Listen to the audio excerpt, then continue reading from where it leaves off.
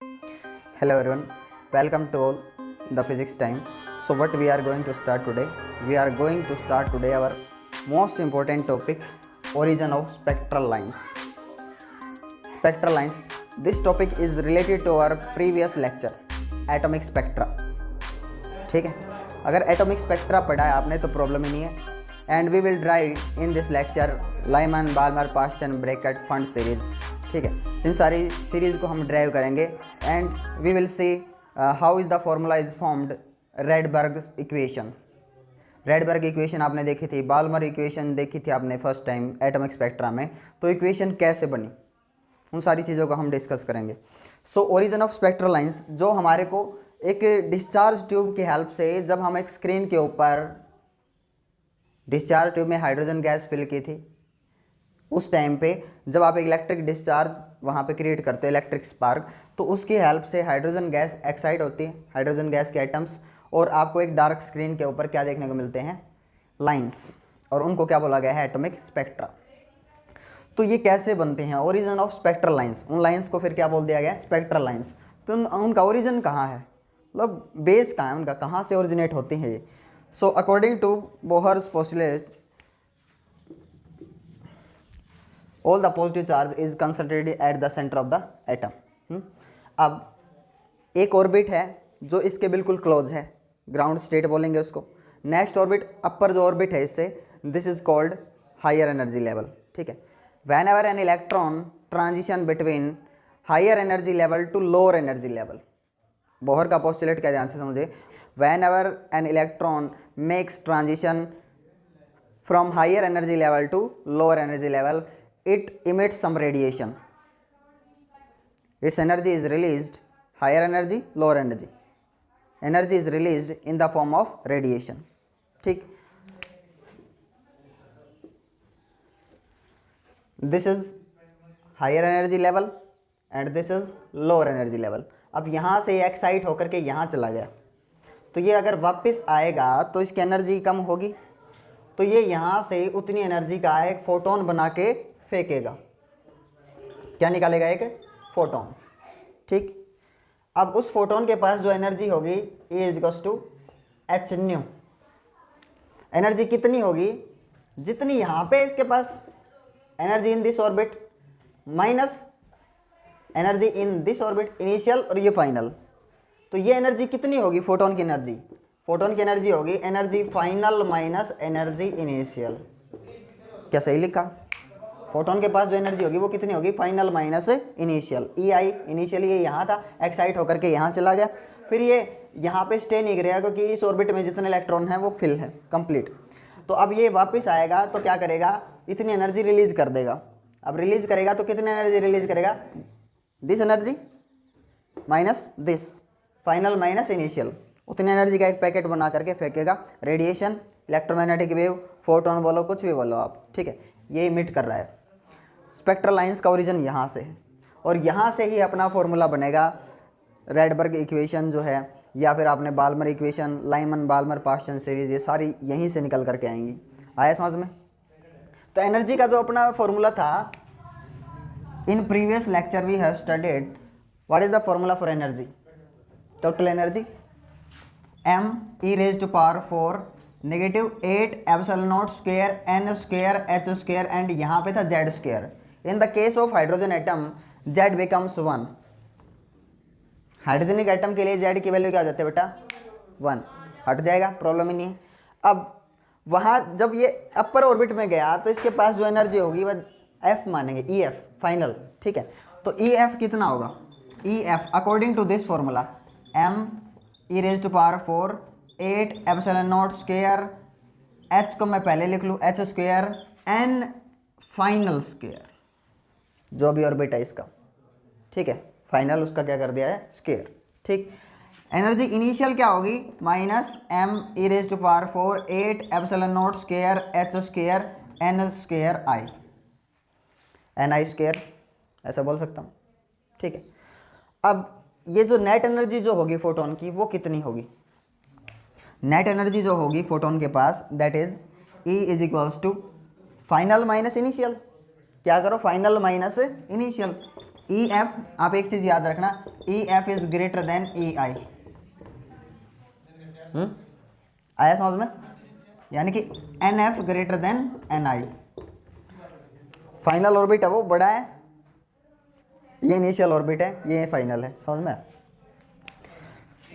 Final minus initial, E net कितनी energy का photon निकलेगा?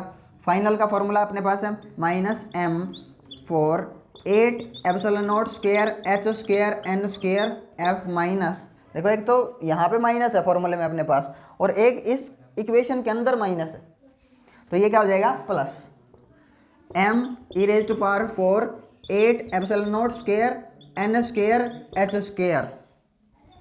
ठीक है ना? अब आप एक चीज़ देखिए, इसमें क्या चीज़ कॉमन है? चलो कॉमन तो बाद में लेंगे, पहले ये चीज़ देखिए, इसको मैं आगे ले आऊँ और इसको पीछे ले जाऊँ। इसको आगे लेके आना पड़ेगा मेरे को, क्योंकि ये पॉजिटिव है और ये क्या है? नेगेटिव। तो मैं इसको इस फॉर्म में लिखना चाहता हूँ, तो ये आगे आ जाएगा E is equals to M e raise to power 4 8 epsilon not square N square H square. कोई प्रॉब्लम? चाहे आप एन को बाद में लिख सकते हो, एच स्क्वायर एन आई स्क्वायर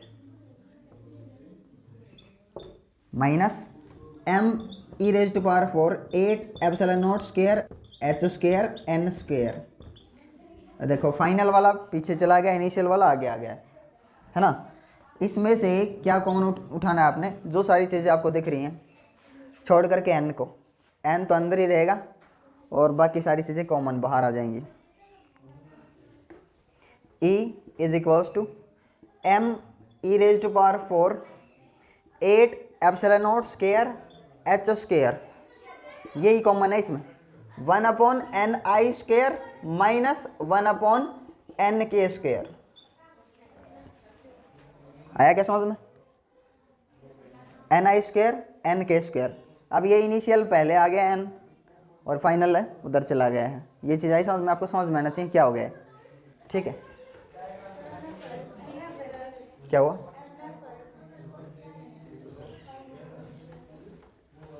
कोई बात नहीं, फाइनल को आप एफ मानो के मानो, आपकी मर्जी। फाइनल को एफ मानो के मानो, कोई बात नहीं इसमें, कोई टेंशन वाली बात नहीं। फाइनल के भी यूज़ करते हैं कई बार फाइनल के लिए, एफ मान लो, क्या बात होगी। ठीक है, जो मैंने पीछे आपको समझाया था ये इक्वेशन यहाँ पे, तो वहाँ पे मैं एन स्क्वायर करना भूल गया था, बस यही प्रॉब्लम है, बाकी सारा सही है। ठीक है, बहुत पे जितने एन है, N1 ये N1 था ना अपना। देखो रेडबर्ग ने एक इक्वेशन फाइंड आउट की थी सभी के लिए, सभी सीरीज़ के लिए, मैंने आपको बताया था कल। तो यहाँ पे क्या आएगा? एन स्क्वायर N1 स्क्वायर, और ये क्या है? N2 आपका, तो N2 का भी क्या होगा? स्क्वायर। बस यही प्रॉब्लम थी, बाकी सही है। अब देखो एनर्जी, अगर एनर्जी का फॉर्मूला आप जानते हो, एनर्जी ऑफ ए फोटोन कितना होता है? H nu. Energy of a photon is h nu. M e raise to power 4 8 epsilon not square H square 1 upon N I square minus 1 upon n f square. ठीक, अब एक चीज़ देखिए, आप frequency को क्या लिखते हो? C by lambda. ये फ्रीक्वेंसी एच न्यू, न्यू क्या है? Frequency, h is Planck's constant here, तो सी बाई लैम्डा लिख दिया आपने इसको। H c by lambda is equals to M e raise to power 4 8 epsilon not square H square 1 upon N I square minus 1 upon n f square. अब ये सारी चीज़ें देखो, आपको 1 अपॉन लैम्डा चाहिए, कल जो इक्वेशन याद है आपको, 1 अपॉन क्या चाहिए? Lambda. 1 upon lambda, 1 upon lambda is equals to क्या आएगा? ये सारी चीज़ें नीचे आ जाएंगी, एच सी नीचे आ जाएगा, तो ये बन जाएगा m e raise to power 4 8 epsilon not square h cube बन गया, और सी एज इट इज़ नीचे आ गया ना, एच क्यूब और c 1 upon N I square minus 1 upon, what is this? ये याद है कल मैंने आपको बताया था, ये क्या है? रेडबर्ग्स कांस्टेंट। क्या ये? रेडबर्ग्स कांस्टेंट। वो इक्वेशन याद आएगा सिमिलर, यहाँ पे मैंने वैल्यू लिखी थी 1.097 10 रेज टू पावर 7, और यहाँ पे 1 upon N1 square minus 1 upon N2 square. याद है ये? कल ही तो बताया था मैंने, ये इक्वेशन फाइंड आउट की थी रेडबर्ग ने, और ये वैल्यू है यहाँ पे। तो ये वैल्यू आपको कैसे मिलती है, इन सभी वैल्यूज़ को जब आप पुट करोगे तो आपको ये वैल्यू मिलेगी। और ये वैल्यू क्या मानी हुई हमने, रेडबर्ग्स कांस्टेंट। तो रेडबर्ग्स कांस्टेंट कितना होगा, मैं लिख भी देता हूँ। रेडबर्ग्स कांस्टेंट है ये, रेडबर्ग कांस्टेंट आर। तो इस इक्वेशन को फाइनली कैसे लिखा जाएगा, 1/λ are Rydberg's constant 1/ni² minus 1/nf²। बस ऐसे ही लिखा जाएगा। आया कुछ समझ में? This is Rydberg's constant, value of Rydberg's constant is 1.097 10⁻⁷ per metre. Okay, this is the value of Rydberg's constant. इस तरह से लैम्डा निकाल सकते हो आप। क्या निकाल सकते हो, लैम्डा। और यहाँ से ये इक्वेशन ऐसे बनी है, और यहाँ n1 की जगह लाइमन सीरीज में क्या फिक्स रहेगा, 1। n1 बोलूँ मैं या n बोलूँ, देखो ड्राइव करके दिखा दी ना मैंने कैसे आई ये इक्वेशन। रेडबर्ग की इक्वेशन है ये, और यहाँ से हमने कैसे ये वापस ड्राइव कर दी है। अब लाइमन सीरीज़ में यहाँ पे n1 मानो, आप इसको ni मानो, n1 आपका n1 क्या रहेगा, 1 लाइमन सीरीज़ के लिए। बाल्मर सीरीज़ के लिए यहाँ क्या फिक्स रहेगा, 2। और ब्रैकेट सीरीज़ के लिए Lyman, Balmer, बास्टन, cap fund series, उन सब के लिए क्या क्या चीज़ें क्या रहेंगी यहाँ पे फिक्स, वो सारी चीज़ें देखते जाओ अभी, ठीक है। नहीं आएगा समझ में? लाइमन के लिए क्या रहेगा यहाँ पे 1, बाल्मर के लिए क्या रहेगा 2 फिक्स रहेगा वो, ठीक है। पास्टन सीरीज़ के लिए यहाँ 3 फिक्स रहेगा, है ना। और आगे ब्रैकेट सीरीज़ के लिए क्या फिक्स रहेगा, 4। और फंड सीरीज़ के लिए 5 फिक्स रहेगा। आगे समझ में? ड्राइव कर लिया हमने फॉर्मूले को ड्राइव कर लिया है, ठीक है। अब देखो लाइमन सीरीज़,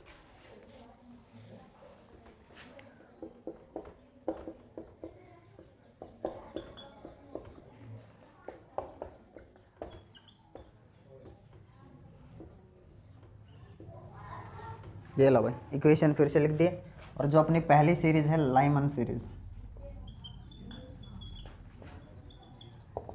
लाइमन सीरीज़ के लिए ये फॉर्मूला क्या हो जाएगा बेटा, 1/λ रेडबर्ग्स कांस्टेंट 1/n1, n1 यानी कि 1 आपका ये फिक्स हो गया है।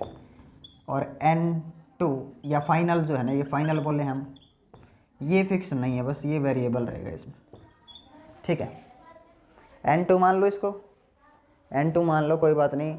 तो इसकी जो वैल्यू है ना, ये कहाँ से स्टार्ट होगी, कहाँ रखोगे आप, ये जो n है यहाँ पे इस फॉर्मूले में, nf की जो वैल्यू है ये स्टार्ट होगी, यहाँ 1 है तो यहाँ 2 से स्टार्ट होगी भाई, 2 3 4 अप टू कहाँ तक चलती चली जाएगी, इनफाइनाइट तक, ठीक है। तो इसमें किस तरह के क्वेश्चंस बनते हैं, जो क्वेश्चंस हैं उनका पैटर्न कैसा होगा। पहली बात तो ये है, इस सीरीज़ से मतलब क्या निकला आपको, जब मैंने वैल्यूज़ बता दी कि कहाँ क्या रखना है, तो इनका मतलब क्या है, ठीक है। क्या पूछेगा पूछने वाला, कैलकुलेट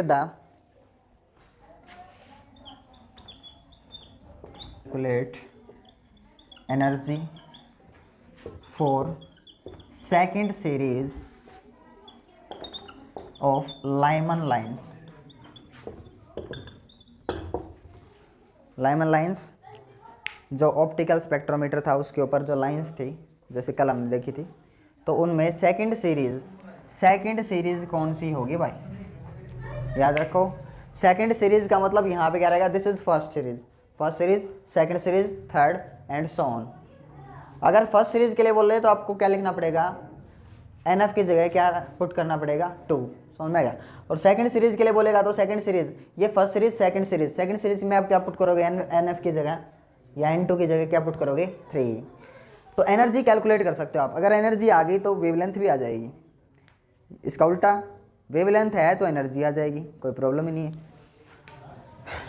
तो यार यहाँ पे देखो आप 1/λ is equals to Rydberg's constant put करते हैं, सेकंड सीरीज़ के लिए निकालना चाहते हैं 1/1 स्क्वायर, तो 1 का स्क्वायर तो 1 ही रहेगा, 1/3 सेकंड सीरीज़ के लिए क्या पुट करना है, 3 का स्क्वायर कितना था बेटा, 9, ठीक है। 1/λ इज इक्वल्स टू ये हो जाएगा 8r/9। क्या सही लिखा मैंने, अरे वेवलेंथ आ गई 1/λ 8r/9। एनर्जी आ जाएगी नहीं, E is equals to h nu और न्यू का मतलब क्या है, c by lambda, c by lambda. तो एच सी बाय लैम्डा 1/λ है, 1/λ की वैल्यू क्या है 8r/9। ठीक है, 1/λ की वैल्यू क्या है, लैम्डा की होती ना तो यहाँ पुट करते 8, 1/λ की वैल्यू क्या है 8r/9। आगे समझ में। तो ये एनर्जी आ गई। On putting the values of h c R Rydberg's constant you will find energy for second series of Lyman lines. ठीक है, और किस तरह के क्वेश्चन बन सकते हैं, फोर्थ सीरीज के लिए पूछ ले, first second third, fourth series के लिए पूछे तो फोर्थ सीरीज में क्या आ जाएगा 5, तो 5 पुट करोगे यहाँ पे और एनर्जी कैलकुलेट करोगे। समझ में गया। और इसमें किस तरह के पैटर्न्स बनते हैं, किस तरह के क्वेश्चन पूछ सकता है, कैलकुलेट मैक्सिमम वेवलेंथ,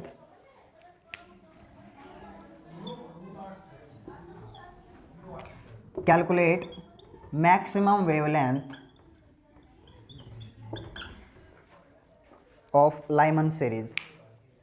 ठीक है, calculate maximum wavelength of Lyman series. तो मैक्सिमम वेवलेंथ का जब जिक्र आए तो आप इस एन को छोटे से छोटा पुट करोगे। छोटे से छोटा कितना है ये 2। देखो आप इसमें से ये चीज़ छोटी होगी, बहुत छोटी, तभी तो वैल्यू बड़ी आएगी। तो मैक्सिमम वेवलेंथ, मैक्सिमम वेवलेंथ के लिए इस वैल्यू को क्या पुट करोगे, याद रख लेना, छोटे से छोटा। तो एन स्मॉलेस्ट यहाँ पे कितना होगा, स्मॉलेस्ट कितना होगा 2। लाइमन सीरीज के लिए मैक्सिमम वेवलेंथ जब आप निकालोगे तो एन एफ क्या पुट करोगे बेटा, एन एफ कितना पुट करना पड़ेगा 2। क्या चीज़ आई समझ में।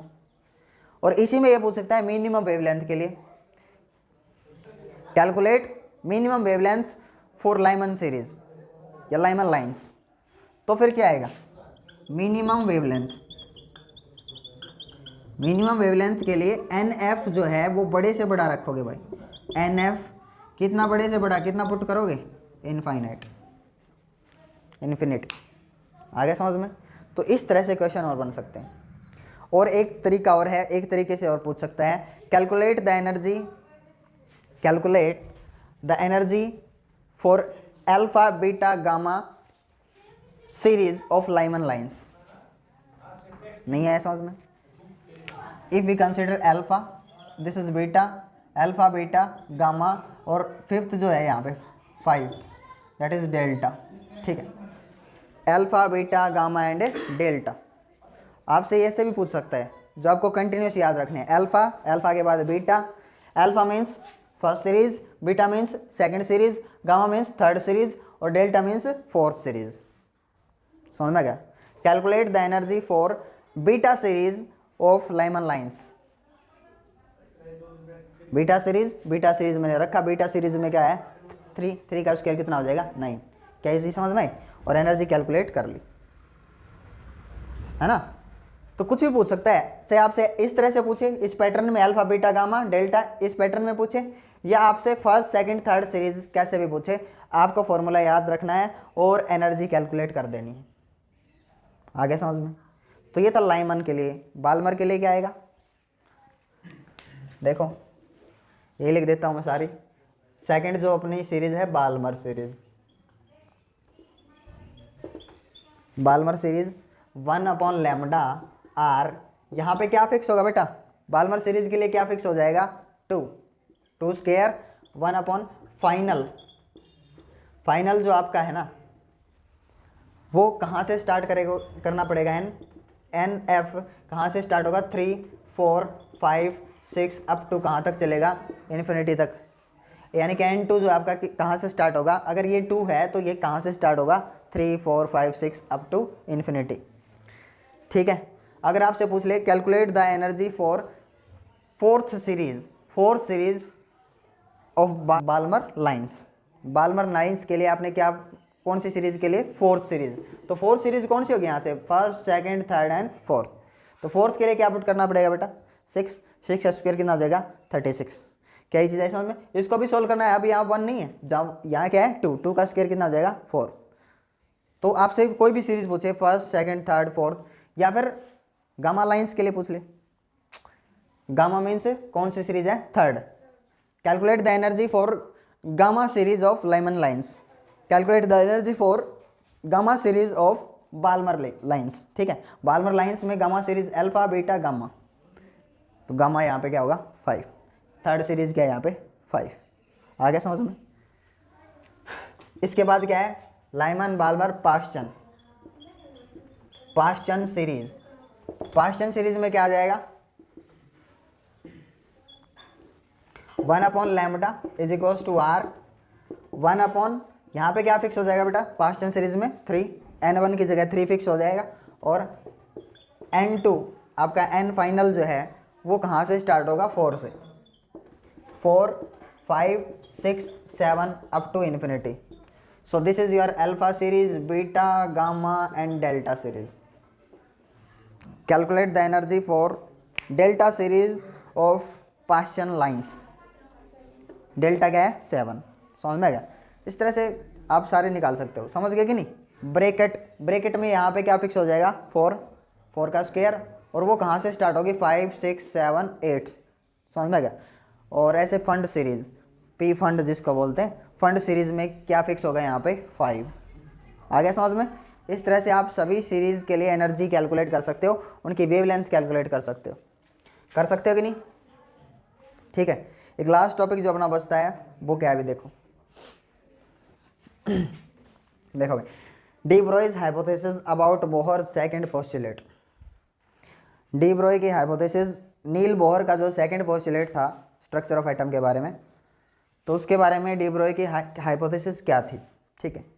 अगर आप देखो डी ब्रोई की हाइपोथेसिस हमने ड्यूअल नेचर में भी पढ़ी है, यानी कि जब आप एक पार्टिकल को थ्रो करते हो तो उसके साथ एक वेव जुड़ी हुई होती है।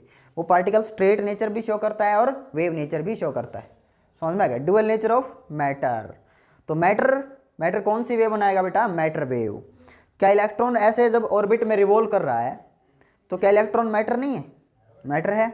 तो इलेक्ट्रॉन जब ऐसे रिवॉल्व करेगा तो चलो ऐसे तो घूमेगा वो, क्या साथ में उसके एक वेव एग्जिस्ट नहीं करेगी, वेव एग्जिस्ट करेगी। तो सेकंड पोस्टुलेट जो था बोहर का बहुत ही खास पोस्टुलेट था। सेकंड पोस्टुलेट के बारे में बोहर ने क्या बताया था, मैंने कल भी बताया था आपको, कि जो भी इलेक्ट्रॉन है वो कैसे भी अपनी मर्जी से कहीं पर भी किसी रैंडम ऑर्बिट में नहीं घूम सकता है।